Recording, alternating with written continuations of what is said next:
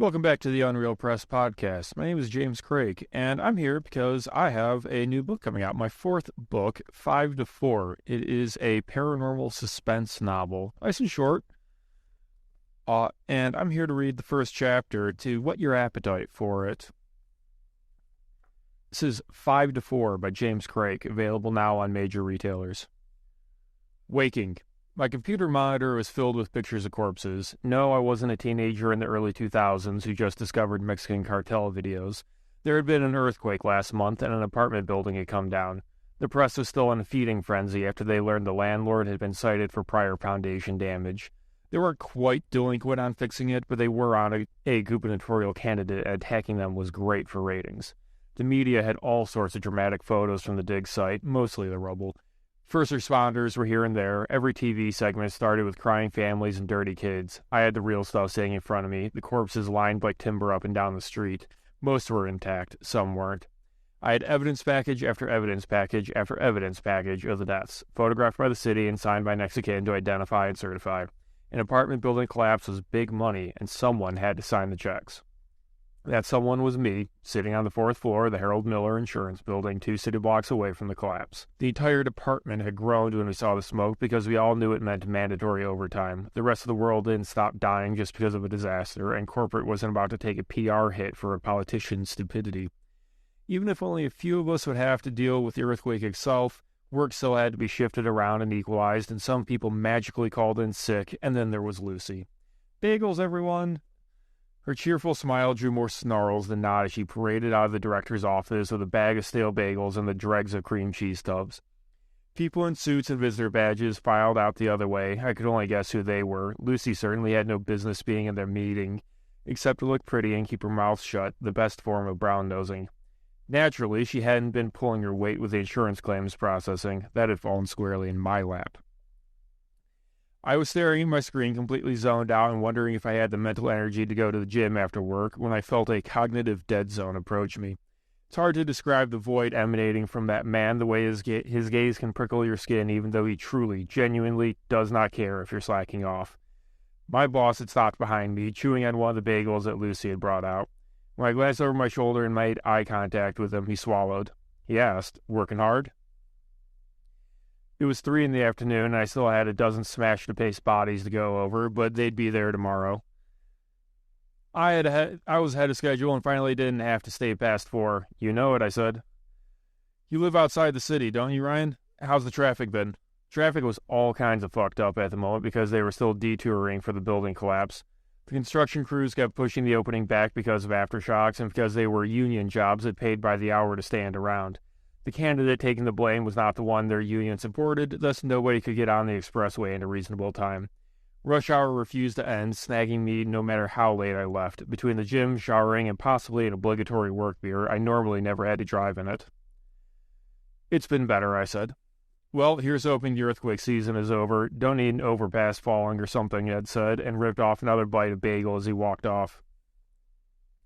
I wondered if he thought they were something like a hurricane or a tornado, that the weather somehow affected tectonic plates. The only thing that really could affect it would be changes to the magma, and that was controlled by Earth's core. That might have some kind of cycle, something changing as time went by, maybe a slip between relative rotations. It wouldn't line up with a year, though. Nothing solar about it. Lucy pulled me out of my musings with a surprise hello and a soft grab of my shoulder. Despite being Friday, she hadn't slacked in her outfit at all. It worked like a visual funnel from her hips to her lips, a high-waisted skirt to a short blouse. The low neckline was only saved by the light glinting off her gold necklace. That drew the eye up enough to be snared by the red of her lipstick, framed by her blonde bangs cupping her chin. She would have been ready for a modeling photo shoot if not for the cinnamon crumble bagel she was eating. It was the kind that had more sugar than a donut and oozed oil with every bite. My favorite. There another of those? I asked. She blushed and covered her mouth as she shook her head. Sorry, I got the last one. They're good, aren't they? I got to buy them with the company card, too. They're sesame bagels, though. I wasn't going to break my diet for a sesame seed bagel. What's up? She smiled and put her hands together, leaning in, as she said, I just want to thank you for picking up the rest of the claims on the Pine Wheel building. I totally wouldn't have been able to get those done without your help. Director Zhang says that getting them done will be super important for our end-of-year budget and all that, and we'll see it reflected in our bonus, okay? Actually, I said and turned back to my computer. I tinkered around with the database, trying to pull up the full list again because I wasn't through it. There's 17 more that need to... She had left the moment I turned my back on her. I couldn't even see her head over the cubicle walls. I spun back around in my chair and snatched up my coffee mug. I didn't realize it was empty until I had the thing to my lips. The claims could definitely wait until after I had more coffee. Normally, I had 2 cups of coffee, morning and lunch, along with an energy drink made from pre-workout powder. This was because to get the cubicle suite free coffee station, I had to walk by Seamus's desk. He was fat and showered half as much as he should have, which left some kind of odor in the air. Like if he ever took his shirt off, we'd find festering wounds. His nearly incomprehensible Welsh accent made it almost impossible to understand him, and when you did understand him, you got gems like, bet that lawyer spent more time thinking about sticking it in the blonde than about the case. What? The lawyer meeting, he said, with a wave toward the director's office. Lucy was in there to give them a stiffy in the negotiations. Seamus, this isn't high school. He laughed. Nobody ever grows out of fucking high school.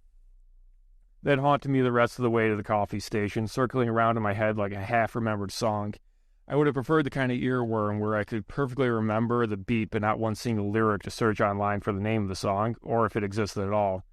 For better or worse, the coffee machine sputtered out empty and begged for water just as soon as I filled my cup. Clock said 3:15. Would have been too late to bother refilling if not for all the overtime going around.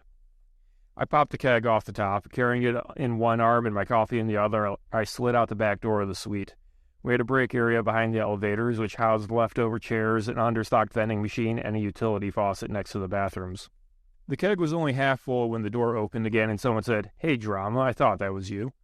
Only one person in the entire building called me that, and only when we were alone. I didn't even have to look over to know it was Michaela Petrov, the other woman in my age in the suite. In her case, literally my age. We had gone to school together. In the 7 years since she shot me down, she had filled into her frame. I still remember the awkward and gangly teen that waded through school gossip with her head down. Then she joined the volleyball team. Michaela fished her wallet from the inside of her jacket, a much more sensible outfit than Lucy's, and slid her credit card into the vending machine to ring up a drink. Rather than looking like she wanted to be on the cover of a magazine, she was dressed like she wanted to walk straight from the office to a bar. I was wondering if she had a date as I responded, "Hey, Michaela, I figured we needed some more coffee." The can clattered to the bottom of the vending machine, and I watched from the corner of my eye as she bent over to get it, then brushed back some of her dark hair to sip. I don't care how busy we are, nobody's staying late on a Friday. How bad are you getting slammed by Pinewheel? I sighed. Only as bad as I make it. I work for Ed, after all. She nodded and leaned against the wall as she looked at me. You're not doing Lucy's work, are you? Instantly, I grimaced. We're all pulling a bit of extra weight, aren't we? Did Ed give it to you, or did she ask you? Bit of both, I said with a shrug. She came over after Zhang scheduled her, and Ed was there, and it's not like she could do it. Michaela took a moment to compose herself, pinching the bridge of her nose. Have you ever thought about complaining? You could go to Renee. I shook my head and turned off the tap. It's just a bit of extra work. It's not going to kill me. Nothing to go to HR over, I said as I hoisted the keg up. Her lips tightened into a frown. Some of the department is going to get drinks tonight. It's Friday, after all. Meet us at the Axe Bar at 5. The Axe Bar was the most yuppie bar in a 5-block radius of our office building. Drinks were served in mason jars, burgers came out in oil trays, and you could rent axe-throwing booths by the hour. I did like the food, though. Meeting at 5 would mean a short workout, barely enough to break a sweat, but she had a point. It was Friday, and she was inviting me. I'd be stupid to say no. I could probably do that. Good. Lucy planned it, so make sure she buys you drinks as a thank you, Michaela said as she headed down the hall and waved goodbye. The last I saw of Michaela as she walked off was her in side profile, scowling from the moment she turned away from me. I kept wondering what she was upset about. Probably Lucy, some status squabble between the two of them I couldn't comprehend. Possibly a text message I hadn't noticed. Maybe Pinewheel. I kept thinking about what it could be as I trudged through 2 more claims. I should have been able to get 3, maybe 4 in that amount of time, but I was too tired and the extra coffee hadn't kicked in yet. I wasn't too tired to think about what might happen at the Axe Bar, though, and to hate the fact that I kept thinking Seamus was right. Maybe people don't ever grow out of high school. I probably didn't.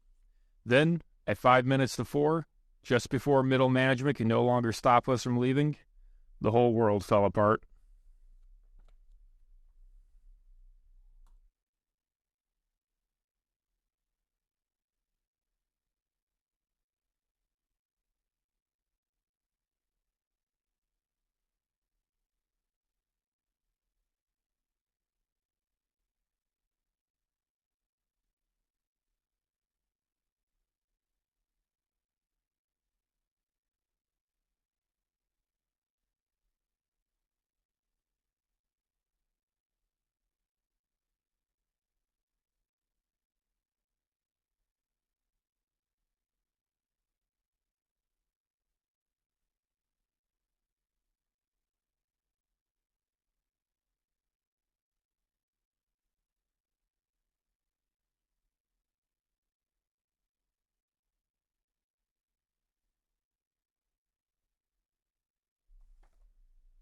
If you want to know more, you can pre-order 5 to 4 right now. It'll be released officially on April 3rd. Give it a look, and if you like it, please give it a read and a review. This has been James Krake. Thank you very much.